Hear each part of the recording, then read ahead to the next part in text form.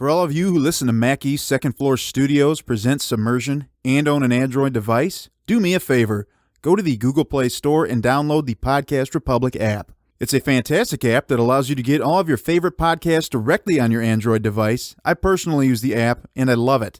I can search for the podcast I want to listen to, select them as favorites, and have them all just a click away. Make sure to set Mac East Second Floor Studios as a favorite so you don't miss any of our new episodes. Again, the app is the Podcast Republic app, available on Android devices. Episode 52! Woo! A year's worth of Submersion. And it's a perfect one to end on because it's a very well-known, very well-regarded film. Ooh. I'm joking. It's not. No one knows it, and I don't know how it's regarded. I'm glad you can clarify that. Yeah. Because I've got a lot to talk about with this one. Do you really? No. Oh, come on. Operation Disaster. Anyway. Whoa. AKA. Hey, I don't say no. That's the AKA name. I felt like I was safe to say that name because it's the alternate title for the film.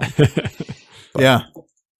It's that's a terrible what everything's title. Listed on IMDb. That's what everything's listed as. It's a terrible title. So Operation Disaster means nothing. Let's say who's here. Who do we got? Okay. Well, I am the brain, aka the ointment. Ooh, yes, the ointment. Also known as. He's greasy. Thanks. Oh, wow. That's very kind of you to say, actually. No problem. It's probably the nicest thing I've ever said about you. Yeah, pretty much, other than that whistle you gave me. Yeah. And you said I was the best. Yeah. You said I was the best. Anyways. Oh, yeah. We'll leave it out of it. So, and then obviously our Zach. Captain Kyle. No. Oh, sorry. You're jumping in. Yep, I'm jumping in. Let me just cut in. Okay. Can this guy cut in? Can I cut in? I'm Zach, and I like to party. Oh. My name... Oh, we got sound effect Zach again. Great. He's like, Goodness. Awesome. No, it's good. Let's do this one quick and wrap it up, boys. I like it. Yeah. And then we got our Captain Kyle. Yeah, it's a letdown. Yeah. He also likes to party. Probably. Yeah, my name's Kyle, and I like to party. No, Kyle, you and I both can't party. Only one of us can party. Should we do the whole movie? Yeah, we could. Yeah. All right. Yeah. So I don't know. Anything up with you guys? I don't know if I've. We were just talking about bowling, and I came off the most electric night of my entire life. That's true. Our entire team had the most electric night of our lives. I didn't actually realize how close I was to a 500 series until I looked at the stats. Because even I was I was second worst on the team, and I was almost 500 series. So almost. Just so our bowling fans know, Kyle, what did you roll? I rolled a 232. Yeah, best score our team has ever had. Thanks. Or ever seen. I would have liked applause or maybe, a firework or something, but that bell will have to do. Oh, there we go. Yeah. Thank you. There you go. It's the best, literally the best we've ever done. That game also, we scored a scratch score of 909, and it may have been the first time we ever outbowled other teams. You said a scratch of 909? Yeah, scratch. Yep. Damn, guys, that is a great game. It's a pretty great game. So don't you guys worry about it. And we were bowling like the best people in the entire league. And we crushed them, and I think they might have been disappointed. They might change the rules again. I feel like every year they change the rules because we do slightly better.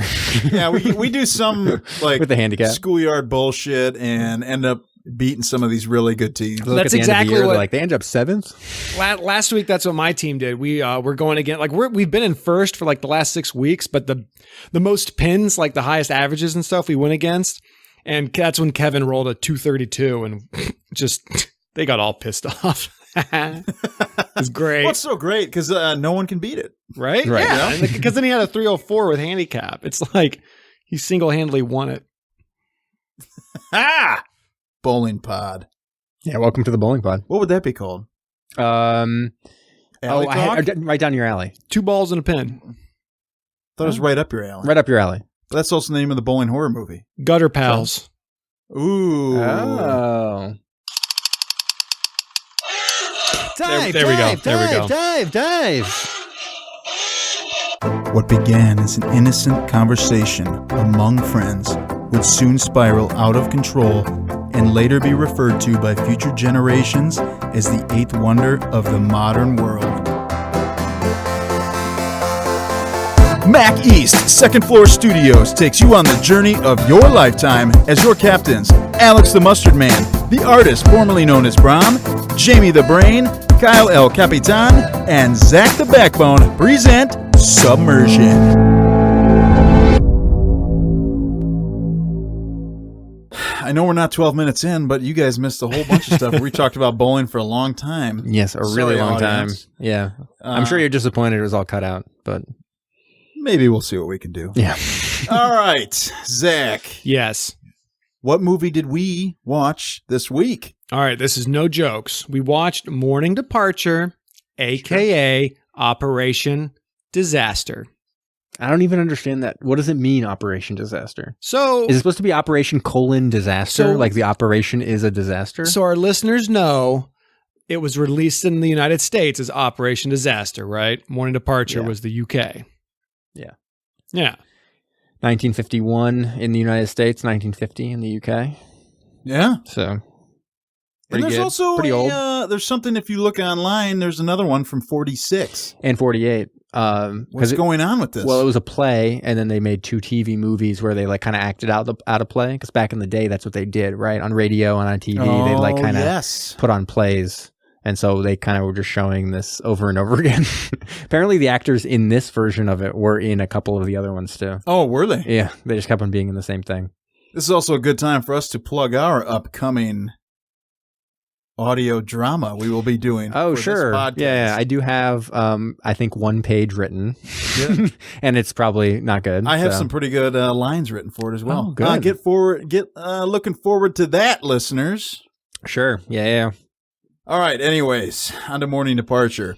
This stars John Mills as Lieutenant Commander Armstrong. He is from The Family Way. Sorry, you may have seen him in The Family Way, or Ryan's Daughter, where he won an Oscar Right. for Best I Supporting was going to Actor. say that's probably in the most famous 1970. one. Yeah. It also has Richard Attenborough Mm-hmm. as Stoker Snipe, who everyone will literally know as Hammond from Jurassic Park. Sure. Welcome to Jurassic Park. Wow. Did he just walk in here? Dun, Jurassic Park. Great with the dinos. Wow. It's my favorite theme song. The bees! Yeah, the bees. Yeah, that one. He also is also very well known for Gandhi, the 1983 film, and he won 2 Oscars, Best Director and Best Picture. Crazy. And alongside them is Nigel Patrick as Lieutenant Manson from Raintree County and the League of Gentlemen. Oh, Not extraordinary. interesting. I think Just he was, normal gentlemen. I think in one of the versions that was on TV, he played the captain actually. Oh, But then he was the first lieutenant in this one, I think. right. Yeah.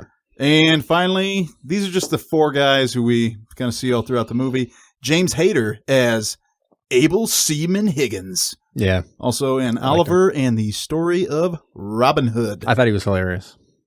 Blimey! Blimey. All right, man. Yeah. Zach, you got anything to add? Not really. Oh, he doesn't sound too excited about this one, but I'm pretty jazzed about it. All right. So, getting into this. Living up to its name, there is a morning departure set for a submarine to go out on patrol or whatever. So we open with the submarine captain. Oh, he's waking up. He's waking up Yeah, next he to is. his honey, or is he? Because they're in separate beds, which was like Ooh. a staple of the 50s and was hilarious here. And they're kind of going back and forth. They're just doing some joshing here and there. A kid is crying, but then stops crying, and he's like, oh, great. I don't have to deal with this bullshit kid. And then she's trying to talk him out of she's trying to talk him into getting out of the submarine service. yeah, so And that's when he should have kicked her ass to the curb. Right? but he was like, yeah. So basically, he was like, "What are you talking about? Why would I ever want to leave submarines? I'm a submarine captain. Yeah. Like, Look at this life get outta we here." have here. I'm and going to be done with it. and she's like, my father will let you get into the they call it the vacuum business. The vacuum. I guess he made vacuum cleaners or something, Oh, and he'll let him how get into the fancy. vacuum. Yeah, get him into the vacuum business. And he's kind of just like he's kind of joking around. But at the same time, you get a picture that he would consider it because it is a tough life being on the submarine. And he loves vacuums, man. Who doesn't love good it's true. Suction on the floor? And that, I mean, you're kind of spoiling it, but we are going to be premiering our vacuum podcast soon. Mm-hmm. It's about all movies that involve vacuums. Yeah. Like Honey, I Shrunk the Kids. Yes. Because they almost get sucked up by a vacuum in that one. And it's called Season 4, Suck This. Perfect. Love it. And so, Ow! yeah, she's all like, surely you've had enough submarines. And he says irreconcilable differences, and they divorce. And actually, the rest of the movie is just in divorce court, I think, right? Yeah. It's funny because out of all the quotes in the movie, that's the one I wrote down, was surely you've had enough submarines. I'm like, that's some bullshit. She also says, she also says, I'm sick of sharing you with a lot of damn submarines. I was like, that's one of the greatest lines I've ever heard in film. I think this should have won an Oscar for best screenplay just for that line. It could have. So anyways, they're going back and forth, and it's funny dialogue, and actually the entire film is a lot of like funny dialogue here and there, but getting down to it, yes, she wants him not to be on submarines. He's kind of settled into this because we also see him go to the submarine, and they're not even particularly even excited for what they're doing that day. They're informed because they're going to be trying out a new thing on their submarine. It's basically like it's like an air tube that goes up and down that they're able to feed air to the submarine while it's underwater from Snorkel? Yeah, kind of. And so they're like going to test this out. And they're like, oh, it's kind of great technology, but it's not really particularly like interesting.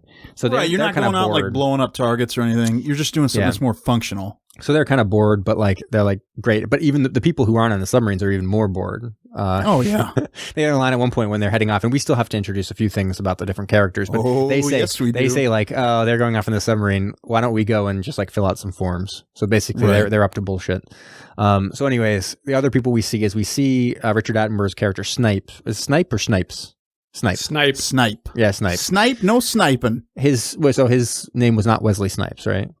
Yeah, no, it actually was. You're right. Yeah. Oh, okay, yeah. So that's why this is actually what Wesley Snipes was named after. Oh, wow. Okay, yeah. His parents were huge fans. Well, they were watching it, when they were. Well, right. Oh my word! Is that what happened? Yeah, but they knew it as Operation Disaster. They did. That's why his brother's named Operation Disaster Snipes. That's what the wife said that night too. Hey, you did not. Wow. Here we go. And so anyways, we see Snipe and his wife, and I mean, his life sucks. Just to be clear. Like, his wife basically takes all his money, doesn't appreciate him, even though he's on a submarine, which is like baller, and goes out dancing all the time. Is probably with other dudes. Probably cheating on him. Oh, most certainly. But she's like super hot, so he wants to still be her husband. She was the one that like the guy gave her that like nightgown, right? Yeah, exactly. Yeah, it was like some kind of lingerie from the 50s. He's like, oh, that's real sexy. Where'd you get that? Oh, it was a gift from Mr. So-and-so. You're like, I'd be like, what the fuck? Yeah, I'd be like, oh, hold on a second. And so I'm in the submarine for the next like 4 months. Oh, shit. Yeah. God damn it. And so anyways, yeah, his life kind of sucks, and he's off to be on it. He's just kind of he's a stoker on it, so it's kind of a low-level thing on the submarine as well. And he clearly...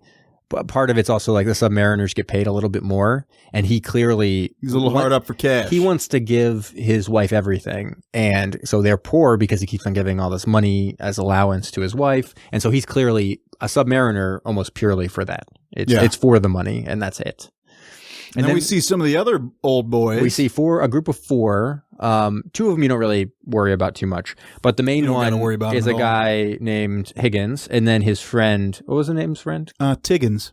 Oh, right. So Higgins and Tiggins. So anyways, Tiggins, he's waiting for a child to be born. He looks like he's like 75 years old. Yeah, when they're like, oh, you can get back to your wife and child. I was like, what? Is he talking about his grandchildren or something? Like, what's going on here? But no, apparently he finally got it in and is like having a baby. I don't know, whatever. So he's on pins and needles, but he wants to bring a bird onto the submarine too. His big thing is he wants to release a bird right before they dive because it's never been done before, and he's stashing this bird right in his in the inside of his jacket. Yeah, And he's like, I'm going to bring it on. I'm going to release it. It's a homing pigeon, so it should come back here. And, that's going to be the fun of it. Well, it depends how far out you release it, right? It just gets tired. Yeah. It just goes down. It's a really great storyline for this movie. I tell you what. Yeah. Dude, So and then anyways. it turns into an animated film. Yeah. Oh. And so then Higgins is like, well, that's fun. And anyways, they start heading towards the boat, and they get on board, and all of a sudden he gets a telegram to Tiggins, and Tiggins' kid has been born. So he's out of there, but quickly Higgins takes the bird, and that becomes like a very minor storyline for the film. Yeah. So now he's got a bird in a shirt. Yeah, it was really weird. He's like, oh, cool, my kid's born.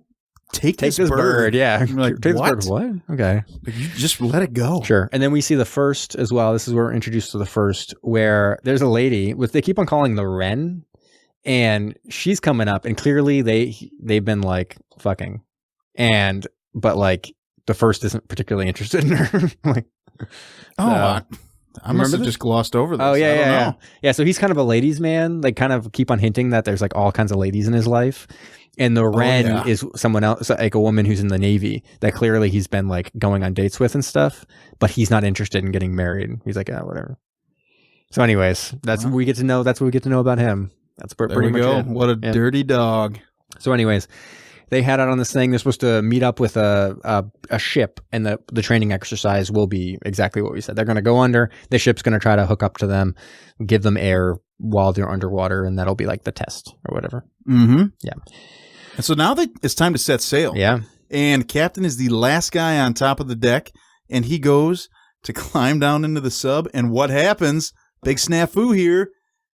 Fucking Higgins lets fly the pigeon, scares the shit out of the captain. Yeah. So this is when they're And about then to it's like, dive, right? Yeah. You did what to that captain? Yeah. You touched him with a bird? And he says, I didn't think it was like an aviary. I didn't think we were on an aviary or whatever. Yeah. And then later, I liked Higgins' line where he goes, what's an aviary? And he's like, someone else goes, a place where birds are kept. He says, oh, good. I thought he was being rude. I'm like, okay. Come on, Higgins. Yeah, well. Get it together.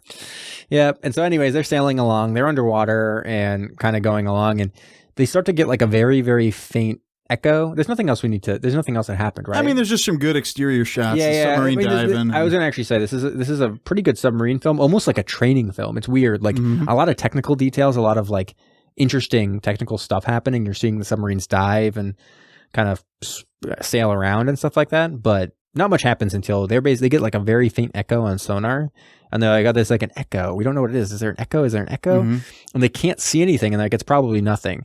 And the captain's like, weird, and starts looking around. Is like, oh shit, okay, turn, dive, and let's hope for the best. And they're like, well, what's going on? He's like, there was a mine that was out there. Basically, must have floated for miles from wherever, and now it's here, and we just got to hope that it's not actually still active, rigged up. Yeah. But they seem to know that this one is electronically activated. Yeah. So this one, you don't have to directly bump into it. Right. It'll or go hit off your like a line or whatever. Yeah, it'll go off your like acoustic frequency. Yeah. And it'll blow up. So they're hoping. They're waiting. And for a second, you think, okay, well, maybe it'll be okay. But since this is the trapped cycle. Oh, yeah. That things do not go well. Oh, that thing blows up. Yeah, and it's even worse than when a Norwegian tanker hits your ship, because it totally busts the front and the back. No longer no party in the front, no party in the back, only party in the central, I guess. Yeah, at this point, ab game or something. I mean, it must be the really strong core of that submarine. Yeah, they float all the way. They go all the way to the bottom of the ocean, and basically they all tumble around. You don't even get to. You don't see anything. They just kind of wake up. They're like, what happened? It's like, okay, well, it flooded the front of the back, killed. I think let's say 53 people. So 53 people die in that initial collision. There's only 12 people left alive. Yes, and I kind of like this aspect of the film because then you're like super focused on these 12. And it makes sense that it's a play. Like it started as a stage play, and it actually makes, at this point, once you've gotten off of land and away from the wives and stuff like that, this all makes sense as kind of like very easily done as a play. Right. Yeah.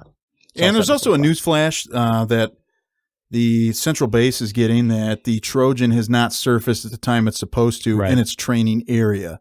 Yeah. And so now we're kind of getting some red flags of people saying, hey, Something might be going on with the Trojan. Yeah. But the captain's pretty calm. They do this kind of training, I guess, all the time. And it's pretty easy to get out of there as long as you have those or what is it called? Mumford And Sons? Mumford and Sons lungs? Yes. Yeah. I've heard of them. Mumson lungs, right? Is that what it is? I'm trying to actually inform our listeners now. Oh, okay. Mumson lungs. Yes. That's what it is. Anyways, as long as you have those and you can kind of like float your way out of the submarine, you can do it. And there's basically 3 ways to get out. There's like the top hatch. The gun hatch? Yeah, the gun hatch. The conning tower. And then you can just flood the submarine and swim out. Right, because Those once 3 you ways of flood doing those other compartments, which I guess you'd have to shut the valves off. You can't. It's not possible. You couldn't get the water back out to get back into it. That's the problem, right? Because you fill it up with water. Now there's no way you couldn't open it from the other side and just let the water come into the bottom. Well, you could. That's what the last person would do. Is just let it come in and fill up the submarine. Yeah, but couldn't somebody shut off the little valve that's letting all the water in, and somebody closes the sub from the outside on the top, and then you just let whatever water is in the gun hatch float down in? This is a good point. Couldn't you do that or no? I think maybe the problem ends up being it's probably pressure. It's too hard to close the outside or something like that. Right. I don't know. There's probably some technical reason why you wouldn't be able to do it. Science. So anyways, you have these 3 areas and basically they're like, okay, we just waited out probably in like 10 hours or something. They're going to get to us. And once we know that they're here, we'll start sending people up. 4 people out of the gun, 4 people out of the conning tower, and then the last 4 out of the main thing. And we don't know the big twist of this all yet. We don't. So anyways, almost immediately Wesley Snipes freaks the fuck out. And part of it's like he does not have the constitution. Chill. Yeah, he does not have the constitution for the submarine business. He basically has a panic attack, claustrophobia about the possibility of them actually dying and stuff like that. And they give him the first officer gives him like a little alcohol to help him out, but like they're basically like, the captain's just like shut the fuck up. Yeah, he's pretty pissed at him. Yeah, he's pretty pissed. You knew the risk. You have no right to be in a sub. Yeah. Yeah. He's like, you shouldn't even be in a sub. You don't respect this dick. And he's like, wow, shit, dude. You're right. Good Lord. Well, yeah. So anyways, one of the big problems that you're probably going to run into if you're trapped on the bottom is the air. Yeah. And they even mention in here, they say, well, we've got enough air for like, a couple days, something like that. Yeah. And they have like but they also have a CO2 scrubber. They got a little exchange. So they should be okay. Shouldn't be an issue. Shouldn't be an issue for the entire time, but like, they'll probably send down tubes as well to feed air into it. But they're totally cool. They have got way more food than they actually need, given they only have 12 people. You know how far down they are? Hold on. How far do you think a fathom is? 20. Zach. A fathom? A fathom. Oh, well, what am I measuring it in? Like how far? Like what do you mean? In feet, please. Yeah, yes. Feet, please. Oh, God. Probably at least 697 feet. I think it's 20 feet. You're both over. Oh. 1 fathom is 6 feet. So they are 15 fathoms down, putting them at 90 feet. Yeah, that's what I thought. So I'm 6'1". Does that mean I'm almost a fathom, Kyle? You are a fathom. I think you're almost exactly so you could almost switch out the word fathom for Zach. Oh. There we go. So they have 15 Zacs. Yes, they're 15 Zacs down. Yep. There we go. And so anyways, they're probably like 14.9 Zacs down. Really, yeah. It's a good amount of Zacs. And they're basically saying, okay, everything should be fine. They do get, you see some scenes up above. They're getting everything organized. They're heading out. They officially say, okay, they're missing. They know where they should kind of be. They end up locating them by searching on like a grid pattern. And this is where Higgins really shines. He says, hey, why don't I go let up an oil slick? Oh, yeah. So they can find us. He flushes it out of the toilet. And it works. It works. And they bring a diver down. They hook up some air tubes. And now it's time to start sending people out.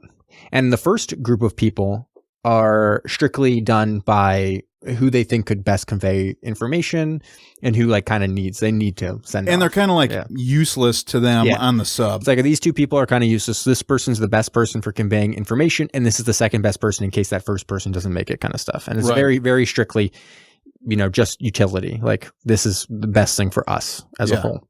And so they send everyone up. You'd think maybe Snipe would be there, but he's actually somewhat useful as being I think because he's a stoker, he has some potential of fixing something or something, probably. And why not keep the guy who's really claustrophobic and freaking out? Yeah. Keep him down here for a while. Because even the first guy is like, shouldn't we send Wesley Snipes up? And he's like, no. Yeah. Like, dude, that guy is Blade. Yeah, he is. What happens if there are vampires around here? Yeah. Like, we gotta make sure he's around. Yeah. And anyways, so they send the first people up, and it's a pretty cool scene. Again, it's almost like a technical film at times. Like, this is how you get out of a submarine that's on the bottom of the ocean. And they go out the gun hatch or whatever. They flood it. They head up. The way they float up is very like technical. You see it, like, oh, interesting. That is how you would float up. They kind of put their arms behind their back and just kind of let themselves float up by their chest. And then, they get up to the top. They get the information to them, and they're like, okay, everything's fine, and keep on going. Yep. And now we'll send the next 4. But the big captain, big twist, dude. M. Night Shyamalan style twist right here. Yeah. Are we sure he didn't direct this? Right? He might have, or it could have been his dad. That's true. Yeah, we don't know. Frank. Yeah. Frank Shyamalan. Just checking. Zach, what goes on here, man? What's the captain let these seamen know? Dude, the captain, it gets so crazy. Only Jamie can talk about it. There it is. There it is. Okay, so anyways, he says, okay, yeah, everyone knows, there's like 4 mumps and lungs over there, 4 mumps and lungs over here, and then like 6 back here. But get this, in a crazy stroke of bad luck, when our submarine was basically destroyed, it also, pinpoint accuracy, destroyed the 6 Mumford & Sons lungs up front. And so there's only 4 left. Yeah. And so everyone who stays behind without the next group will have to wait until they actually pull us up by some wires or whatever cables. And that could be weeks. Could be a really long time. It also is like, because of weather and stuff, they just don't know how successful they're going to be able to be at this. Like, it's going to take so long that if it gets disrupted, they're basically dead. So it's like, it's clearly a very much more dangerous situation. So he's like, I'm not going to let anyone just, volunteer. We're not going to do this by utility. We're going to do this strictly by luck, other than me, because I'm staying, because I'm the captain. And I go down with this boat. Yeah. No one else is, I'm not going to let anyone else pull out their dick on this ship.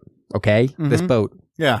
And so if I'm gone, how am I going to stop people from doing it? That's what he's doing, man. He's on dick watch the whole time now. Usually he's trying to snap. He's like smacking those dicks back into pants all day. Yeah. That's like the main thing he does, his main function. And if he's gone, they're just going to be all out. Yeah. It's going to be gross, man. They'll be rubbing it all over stuff. No. He's sticking around. So anyways, after that perfectly true thing that definitely happened in the film, they decide to pool lots, which is in their version cards. So they're just doing high card. And they go around, and wouldn't you know it, obviously, Snipe pulls the 4th highest card. So you think he's going, except he tied. Oh shit, he tied with with the first. No way. No, sorry, he tied with Marks. Tie with the first. Yeah, no. Sorry, you're talking about first lieutenant. Yeah, first lieutenant. Sorry. He tied with a guy named Marks. And so him and Marks are tied, and then Marks pulls a 4, and you're like, oh shit. Obviously, Wesley Snipes is out of here. Yeah. But he pulls a 3. And he really freaks out. He loses it. He wants to get out of there. He's pulling out the thing. They have to pull him down and then basically punch him in the face. Oh yeah, straight up. They knock him out. I mean, you'd be going crazy a little bit. Yeah, it definitely would not be an ideal situation. No. For sure, that you might have to die for your country after doing for like a training exercise or whatever. But it's not great. It's not great. You got to test that gear every once in a while, it's right? True. So it's how the Navy works. And so during all this, they actually decide, Captain says, Marks, this guy is a danger to us down here with how he's freaking out. Will you stay in his stead? Marks agrees. He says, yes. Yeah, I will. He's like, I'll do this. But then, in a twist of fate, actually, I think it's just Wesley Snipes finally mans up here. Yeah, he basically doesn't want to look like a total dick. Yeah. He's like, actually, my wrist totally hurt when you had to punch me in my face. Yeah. So it wasn't my face. that hurts. It's my wrist. It's my wrist and my pride.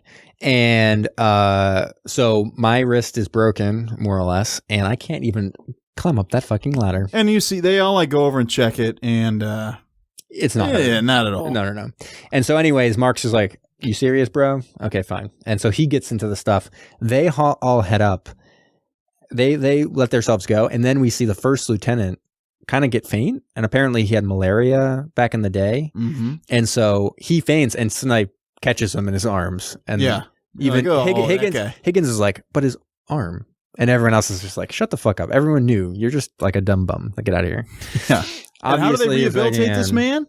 This is my favorite kind of medicine. Straight up alcohol all day, every day. Get this guy. Get some brandy. We're all drinking brandy up in the ward, or what do they call it? The ward. Yeah, the ward room. And Higgins is like beside himself. He's like, "Holy shit, I'm drinking in like the captain's Blimey, place. I'm in the ward. Blimey. And then he goes, I never really thought I'd have like brandy or whatever. Like, can't I have port? And they're like, yeah, you can have whatever. We're going to die. Yeah. So yes. Do whatever you want, man. Yeah. So anyways, it's at this point, it's really like a play because they basically just become like best friends and best friends forever. Well, not without some, bumps along the road. Oh yeah. There's all kinds of trials and tribulations. The captain doesn't like Higgins saying, "Blimey" all day. Blimey. He's like, why don't you just shut the fuck up? Yeah. He basically says that. Even after he like invites them to have dinner with them all the time. It's like, you should eat with us. Is it even like, why does he even have to invite him to have dinner? There are literally 4 of you guys trapped down here. How much would it suck if you were like, we're not military men. Yeah, I think the problem, we're not military men. Maybe in the military, like I feel like it's all about like the military hierarchy, and it's just like literally to Higgins, it's like inconceivable that he'd be eating in the officer's room, basically. Right? Yeah, because to me, I'd be like, yeah, guys. Yeah. I mean, there's 4 of us. It'd be weird as shit if we made you sit outside here. Hey, we're still over here. If you wanted to know, eating by ourselves like a bunch of dicks. Yeah, we don't even have chairs. Thanks. Cool. Getting grease all over it. Great. Yep. And so anyways, yeah, the first keeps on getting sicker and sicker. Snipe kind of becomes like a nurse almost for him. I think he like kind of sympathizes with him for him being sick in this situation. I don't know. At first I was like, is he sick because he's also like claustrophobic? But no, I'm pretty sure it was malaria or like a recurrence of his sickness. But he's like kind of taking care of him, and it's like just about suffering. He's had like a terrible life, Snipe. With his like wife who's cheating on him, and he's seeing suffering and like identifying with that. Yeah, seemingly. Oh. So anyways, yeah. So, well, not really. I mean, in the end, for up above, we see them. They loop the cables around. They're finally able to get. It's just taking a really long time, but they do start bringing the submarine up. They do. Higgins and Sniper becoming like best bros. I keep on talking about the Red Lion, where Higgins goes, like his like regular bar, and how they're all going to be like best friends and like eat at the Red Lion, together with their wives and stuff like that. Not Higgins because he's not married, but and all this great stuff. We're having such a great time. And Snipe loses like $1,000 or £1,000 to Higgins in poker. It's craziness. Yeah. And at one point, they kind of have to stop a leak of chlorine gas because some water gets into their batteries. Classic. And they have to take out a wrench and do stuff. They're also using a wrench to No, they're not. Oh, they're not. It's something weird. It's a different type of tool. And this was, I was disgusted. You did not like it. Because the diver on the outside he's tapping along, doing Morse code. And then Captain pulls out something that looks really weird. Almost like it's like a hook. Yeah. You'd think what do you got this for? You'd almost think it was like a giant can opener or something. Yeah. Just drumming on the side. Yeah. I was going to say that's just like Morse code, which you just did. Mm-hmm. And so, yeah, there's all kinds of like crazy stuff going on. They keep on, they're like pretty psyched about this stuff. They're keeping a calendar and they think they're definitely getting out of here. Yeah. They're getting, their hope is rising at this point. But up above, storms are a brewing. And at this point, they've been under for like over a week or more. Yeah. And during the chlorine gas stuff, the first dies. So that's kind of like a bummer. Ugh, yeah. Whatever. But one less mouth to feed and like at least 150 pounds to eat. That's true. They can really survive for a while on his, him alone. Salt him up. It would be funny if that was what ended up being the story of the movie. Oh my gosh. It's like, and then 3 weeks later after consuming the first, they were rescued. But anyways. You're like, what? Yeah. So anyways, Snipe is real broken up. They are still think, okay, maybe this is going okay. But then the storm hits, and the person who's pulling up the submarine isn't like saying anything. He's over it. Well, he's just like telling the truth. He's like, we can't keep on doing this. He's like, we're going to capsize my boats and we're going to kill all these people, hundreds of people. I'm sorry, we have to cut them loose, and we see them actually cut loose these wires, these cables, and let the submarine go down to the bottom of the ocean. Yeah, and then they know at this point they're dead. Oh yeah, everyone knows they're dead. They've died. It's going to take. At this point, it says like 4 days for the storm to blow out, and then another week for them to even get them up.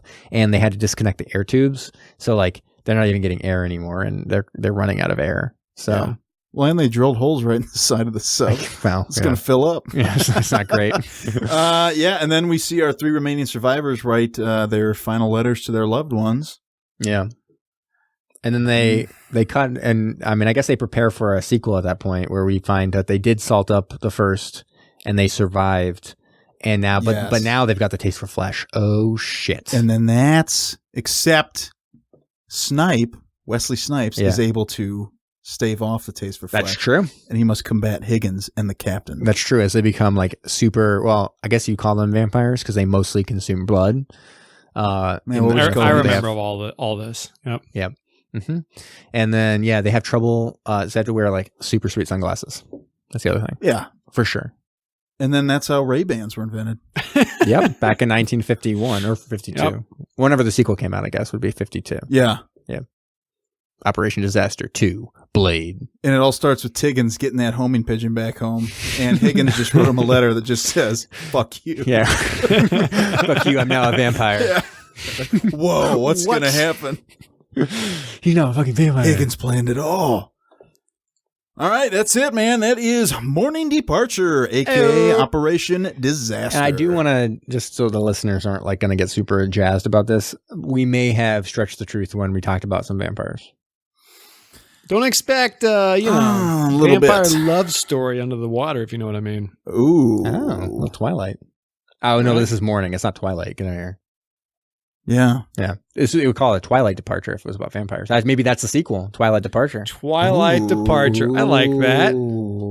Blade. Oh, thank you. What was that? That was a +1. Yeah, it was good. Oh, okay. You gave me a point. Good. Yeah. Kyle, you're not funny. Oh. All right. Buzz. So, Zach. Yes. Well, it sounded like you may or may not have watched this movie. Given that you were not able to explain major plot points from it. What would you give the score for this one? Tomato, guys, but yeah. So yeah, Where's I didn't that watch come this. into it? No, I didn't watch the whole thing. I didn't get a chance to watch it over the weekend. I was at the gym. I was reading our text messages, so I was like, okay, I got to get home and I got to watch this before 8:30 Eastern time. Well, I turned this movie on 1.5 and a half. Good. And I got to about 20 minutes in film where I was like, okay, the only thing interesting to me is the bird. So let's start skipping. So I started skipping, and I saw some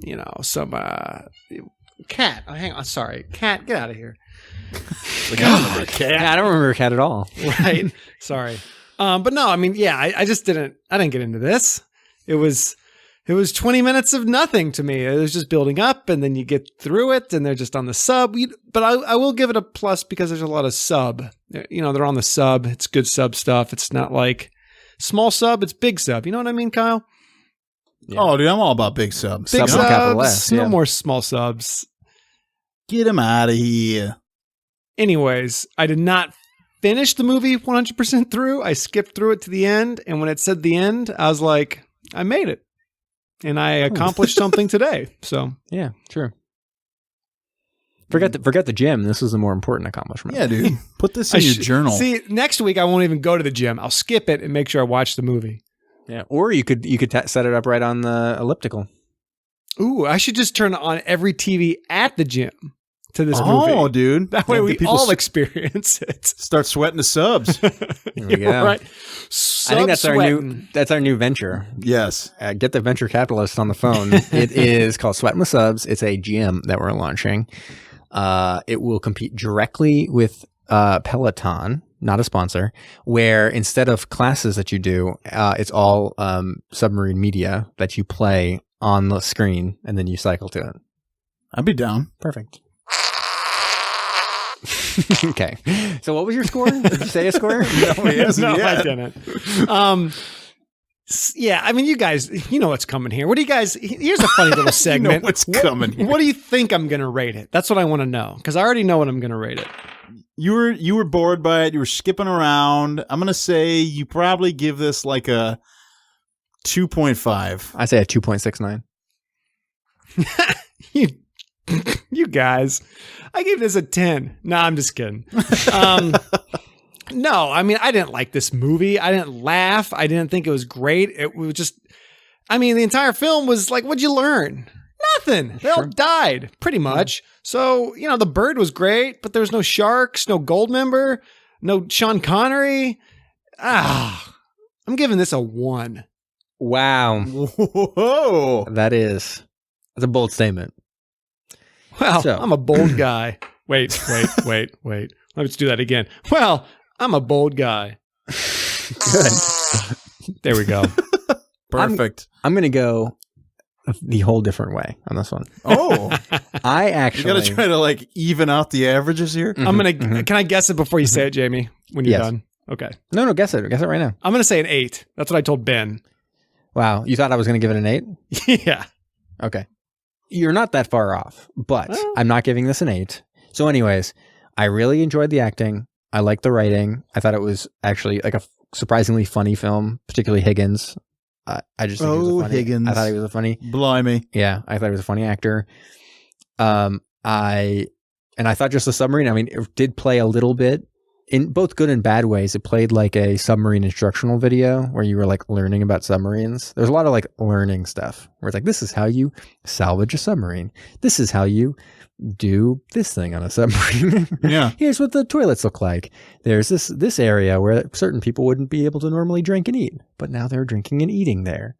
Here's all the different people that are on a submarine. Here's how the hierarchy works. There's like a lot of like instructional stuff. Yeah. And so I appreciated that. I was, good with that. It did get a little bit tedious. It was not even that long of a film, but it could have been shorter given the amount of actual like plot that was in it. And so, yeah, I don't know. I'm still going to come in pretty good. Like I'm comparing it to something like Grey Lady Down. Actually, I enjoyed this more than Grey Lady Down, despite the snark and the half man, half snark in that one. Oh, yes. So I'm going to go in just above that 7. 7? There you go. Yep. 7. I enjoyed it. 7. I enjoyed it. What can I say? Right. I got to look at some of my older films here to see what I'm going to rate it. That's true. It's because it's a different like level. So Kyle, while you're looking at that, let's take some guesses, Jamie. I'm guessing Kyle's going to give it.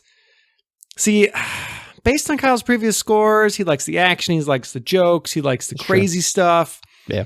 I'm feeling a 2.5. No. I think it's going to be higher than that. Whoa. You think that low? I was going to go 5.5. That was what I thought for him. If Kyle gives us a 5.5, I'll shoot myself.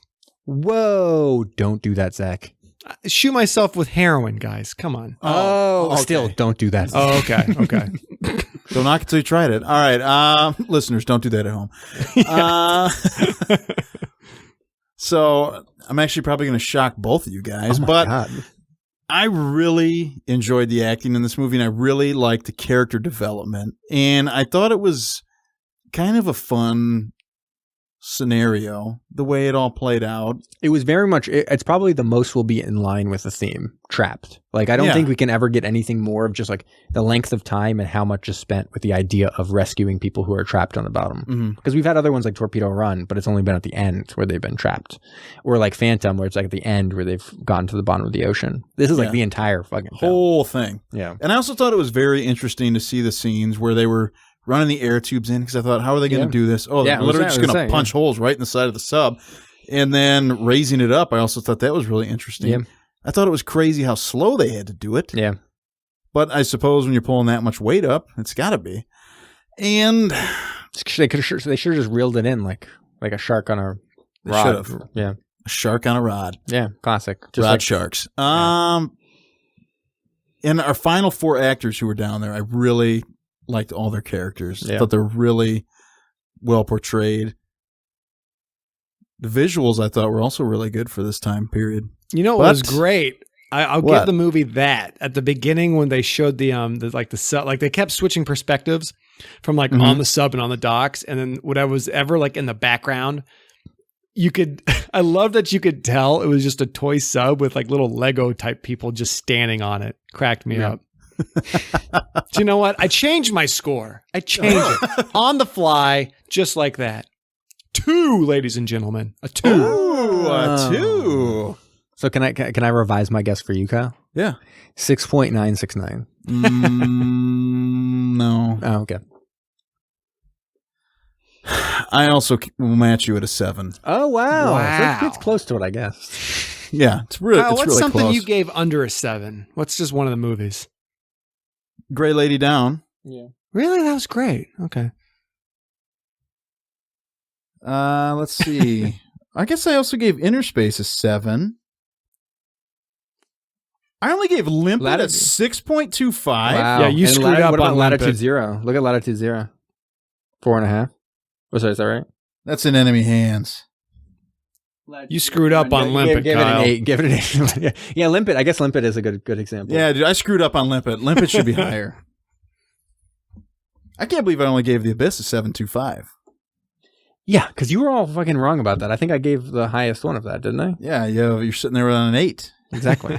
Now, if we were to go back and watch it, I'd probably go even more because it's really good. Yeah, it's a really good film that I actually would maybe enjoy guys, watching. we're just becoming biased because we like sub movies.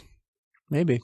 Yeah. Maybe. Yeah, we're like, oh, these are all really good. It had a submarine, right? At the beginning, we were just like, oh, Water. okay. Do you remember that it had submarine in it, right? Oh, God.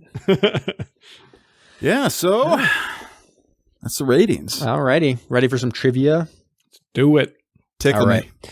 The film is based on a stage play by Kenneth Wallard that was very popular at the time the film was made.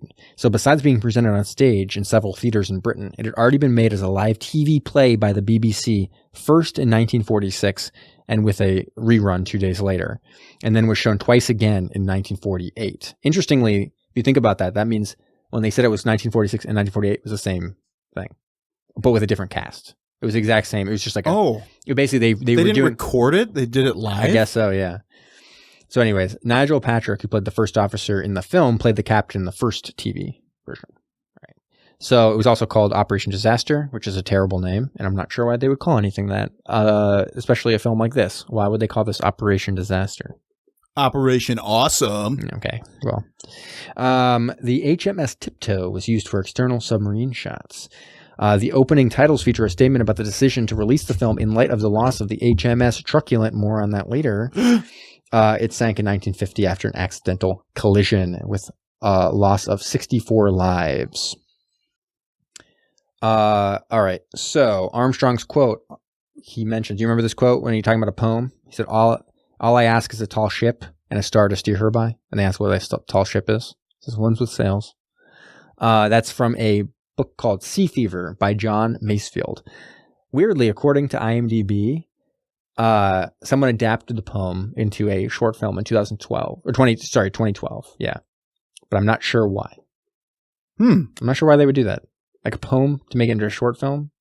I don't think that is really odd. It'd have to be a really long poem. Just seems like a really weird thing to make like a short film out of. Anyways. The role played by Nigel Patrick was originally offered to Peter Finch and James Donald, both very famous actors that we definitely know who they are. Obviously. Aren't you a Finchette? Well, Finch is actually quite famous because he was one of 2 Australian actors ever to be posthumously awarded the Academy Award. It was him, obviously. Mel Gibson? No. I know it. Come on, Kyle. Yeah, say it. Can I say it? Heath Ledger. Yeah, Heath Ledger. But Finch won for a network and died before he got the Oscar. Anyways. Mel Gibson's from New York. No, he's Australian. Says he was born in New York. Oh, maybe, but he's Australian. Anyways. Mel Gibson's Australian, dude. Come on. Yeah, come on. So anyways, those people, it's not good for casting. So I'm just going to use Richard Attenborough instead, from Jurassic Park, obviously, as you've mentioned. So what other actors from Jurassic Park would have been done well here? What about Jeff Goldblum? Oh, yes. Come on. I feel like, which character do you think he's good at? Jeff Goldblum would be First Lieutenant. First Lieutenant, for sure, man. right? Ladies' man. Yeah. Kind of soft-spoken, gets sick and dies, just like Jeff Goldblum does in all his films. Just like classic Jeff Goldblum. How about you, Zach? You think he'd be good? Jeff Goldblum, he's good in anything. He could play every character in this movie. And he could be wearing something different every time. That would be really good. Yeah. What about Samuel L. Jackson from the first one? Oh, yeah. I want Samuel to be the captain, though, because I want him to punch somebody out when they I think that's right. freak out. Yeah. We need that fire when Snipe is like getting all crazy. Oh, yes. And how Get about this guy this motherfucker off this sub.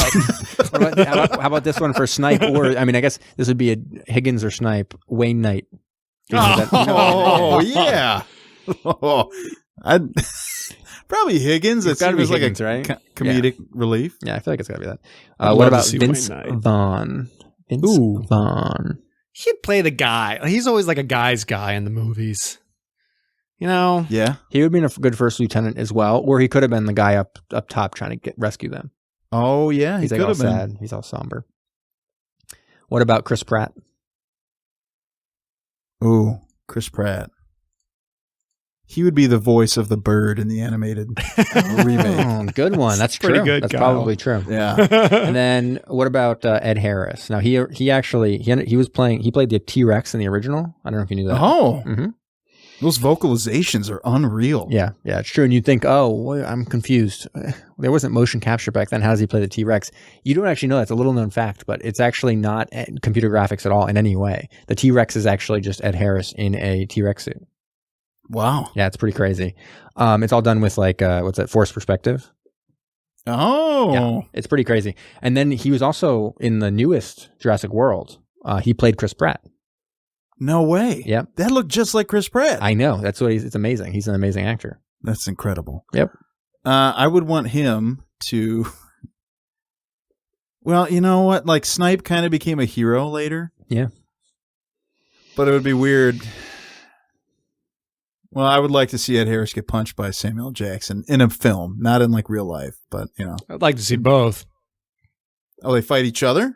Yeah. I think who he ends up being is we make a huge part of the movie actually about Snipe's wife.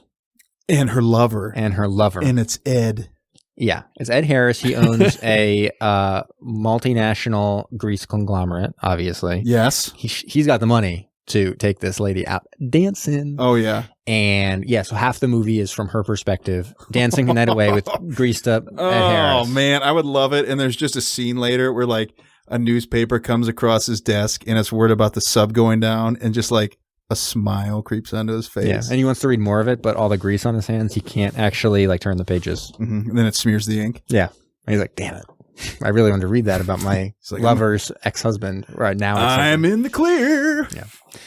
All right. So we will finish with a little Phantom Zone. Engage the Phantom. Phantom's engaged, sir.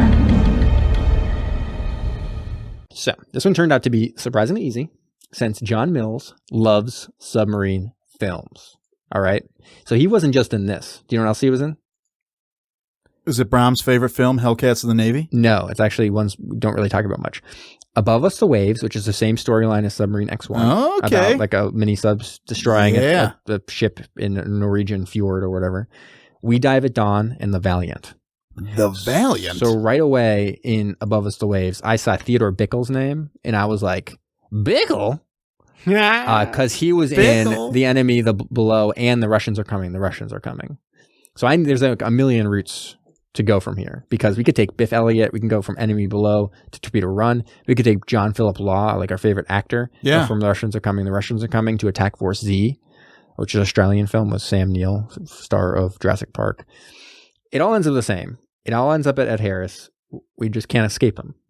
It's like an ant stuck on some greasy abs. They're trying to crawl away from these abs, but they can't go anywhere because they're always just falling further into the ab creases. you know. Did you write that down? I did. Yeah. Wow. All right. Yeah. So there we go. Like you said, it can always be done. Can always be done. All right. It's time for Subs Worldwide. It's Subs Worldwide. So at the beginning of the movie, and Jamie mentioned this earlier, there is text that comes across the screen that reads, "This film was completed before the tragic loss of the HMS," how do you say this, Truculent? Truculent, yeah. And Succulent. Yes, the HMS Succulent.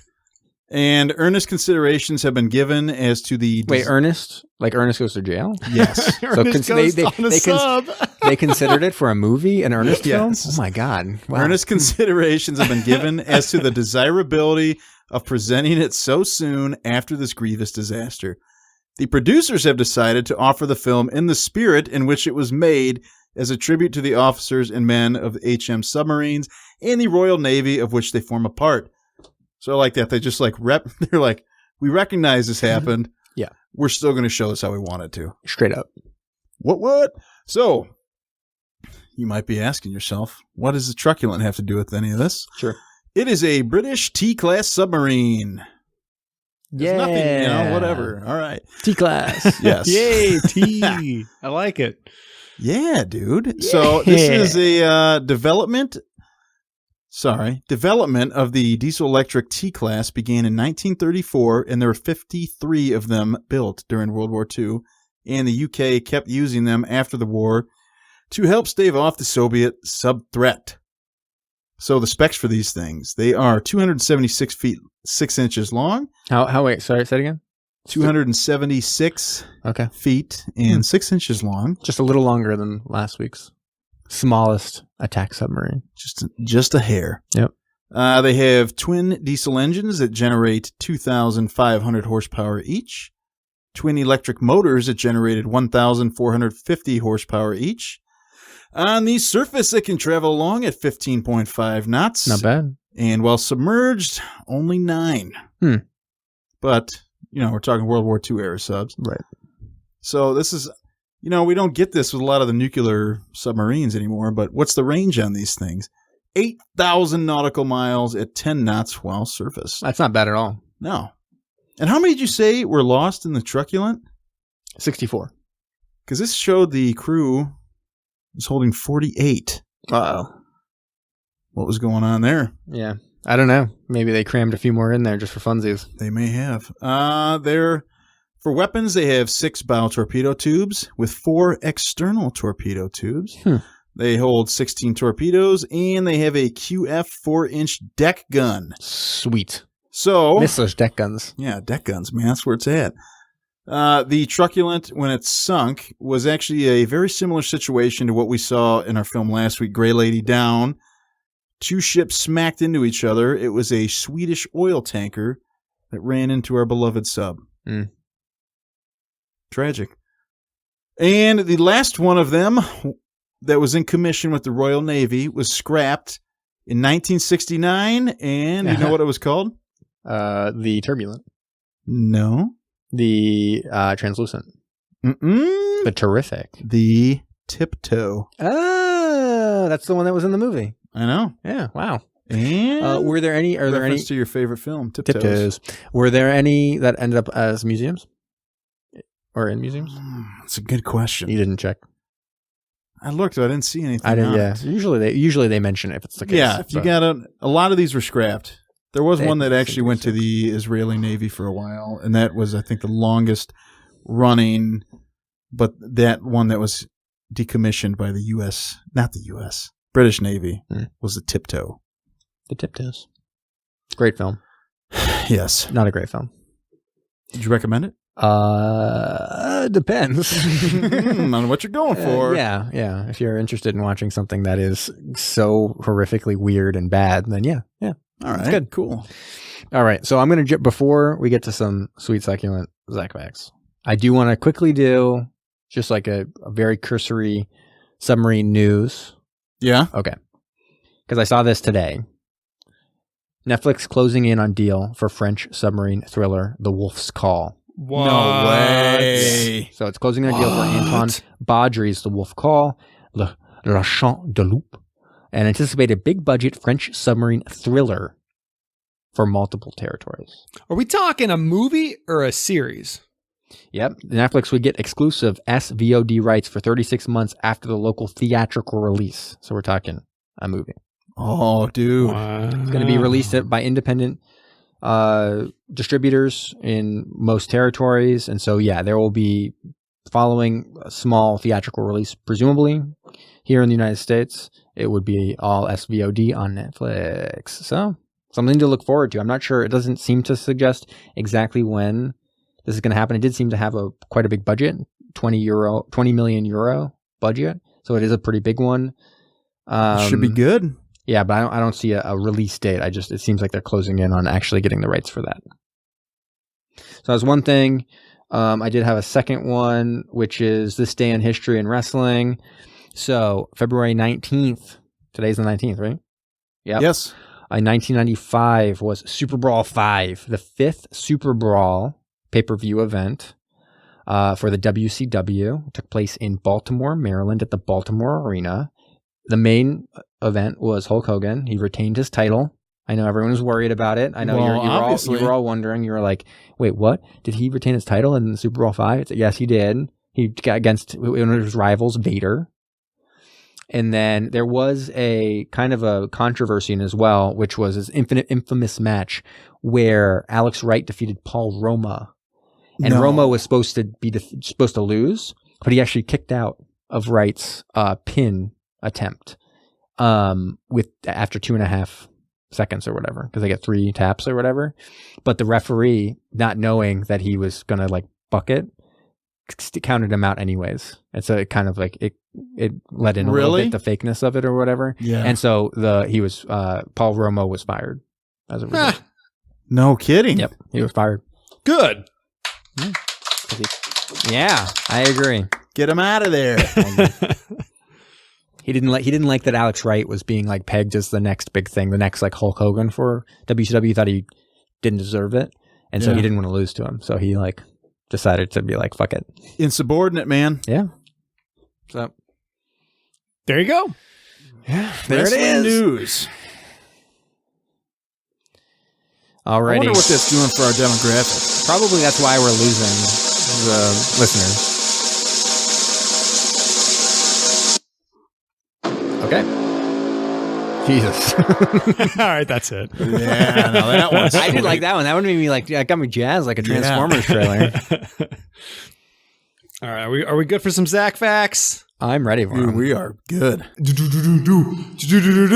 Zac Facts, it's Zac Facts. When you're going down, get some Zac Facts when you're going down. So we watched the movies, most of us, Morning Departure, aka Operation Disaster, aka What Goes Up Must Come Down. Oh, I like that. Yeah. So here are 3 facts for all the people out there that this is their favorite movie. Fact number 1. It took 16 weeks to teach that pigeon to fly. Fact. Wow. Dude, that would be 16 weeks. Wow. Yeah. Was it a rehabilitated pigeon? I don't know, but it only lived to 17 weeks old. So, ooh, wow. Man. Yeah. At least they got those shots in, huh? I did hear that's why Higgins got the cast in the role, is because he was actually just the pigeon trainer, but he was around for so long, and so like they were on such like a good bond with this pigeon, they had to use him. Did you know that it is his daughter in Home Alone 2? That's the pigeon lady. Really? Seriously? Yeah, these are all Zac Facts. So yes, we are very serious. There we go. That was great. Good job. That's believe it if you want to, Ray. Believe it if you want to. So you guys know this. The movie is 1 hour and 41 minutes long, but it's true. If you watch it at 1.5 times the speed, it's almost twice as fast. Wow. That's not, I mean, it's interesting because usually when you think about a Zac Fact, right? I think about definitely true. Definitely. Yeah. Definitely. And that one actually seems almost too true though. if you know what I mean. Mm-hmm. Because it is almost 2 times as fast. What if you Almost. watch it at 2 times speed? What does that do? It's almost 3 times as fast. No way. Yeah. All right, we're moving on. Okay. Zach's like, shit, I don't want to think about that. The last Zac fact for the night is... What? We only have one more? I know, this is it. This is number 3. Trace. Uno, dos, tres. I won't go into that. 14, right. Yeah. So, they couldn't rescue the actors at the end because the budget ran out, and they just left them down there. Wow. That's sad. Wow. Very Monty Python-esque. It's interesting, too, because if you think about it, like, it makes it even more amazing that Richard Attenborough was able to be in Jurassic Park and, like, direct Gandhi and stuff like that when he had to do all those things while trapped on a submarine. Makes you wonder, right? Yeah. Oh, it does make you Actors, wonder. I mean, the best technology, people on right? Earth. Yeah, it's true. Role models for us all. All right. Do you think if you were down there, you knew you were Wait, down where? in the sub? trapped, Down Periscope? Oh. 90 feet down. Okay. Would you try to free dive escape it? Well, that would be, Last resort. it wouldn't really be possible, right? Why? 90 feet? What? It's like 2 megalodons. Good point. And yeah, I definitely can swim 1 megalodon, but like 2? Get out of here. But I don't know. Like, I just feel like I think that the weirder thing is when the storm was raging and they said they only had 10 hours left, which meant like they must have been like 10 feet from the surface or something like that. Why they wouldn't at that point be like, it seems like they're loosening us, and have someone go down and tap out, just be like, try to free dive. Yeah. Try to go now. You know what the world record is? What is it? Like 300 feet? 120. 831 feet. Wow, that's really far. Holy Really far. shit. Um, 800 feet? It How says many he did Zacs is suffer that? injury in I'm the sure, process. yeah. And there was just recently one of the major famous free divers died while attempting like a record. Yeah. He got disoriented and they never found him. Like he never surfaced. Really? Yeah. Jeez. Like he stopped. He stopped being on the rope where he wasn't holding onto the rope anymore. And then they never found him. Never surfaced. Wow. Yeah. But yeah, that's what I didn't like at that point. I would have sent a diver down. I'd been like, okay, yes, the storm is clearly going to be raging and stuff like that. I would have sent a diver down and be like, you just got to try it. Because if you're only 10 feet from the surface, it's easy. Or could you have gone down there? It's not like they're going to it's not like they're 45 feet from the surface and then like the last 10 hours are like, oh, finally, and like go up all of a sudden, like way faster. It's like they must have been pretty close. Could you have, they could have done that. Could you also have Sent a diver down, have them open the hatch, get them in real quick, cut the Munson lungs Wait, I would on. say I didn't. Yeah, that's another thing I thought was the possibility of bringing a diver down with mumps and lungs and then opening the hatch. They wouldn't have much time, but it's better than nothing. Exactly. Yeah, and try to get it out. Try to get out. Yeah, I don't know. The other thing is they could have pointed the torpedo tubes upwards and shot themselves out. Oh, duh. Like obviously. obviously. Yeah. And that would have been a fun way to do it too. Unfortunately, the only thing is you got to wonder whether when they shot themselves out, whether they'd sink the salvage ships because they blow them up. Yeah.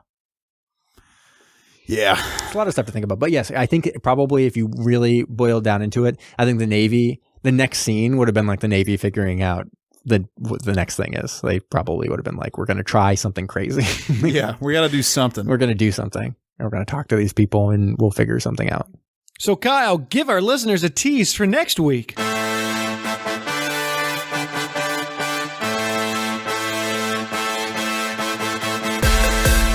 Thanks for listening to Submersion. Find us on SoundCloud and follow us on Facebook, Instagram, and Twitter. Can't get enough of us? Don't forget to subscribe for new episodes every Thursday. And if you like what you heard, please go ahead and give us a rating.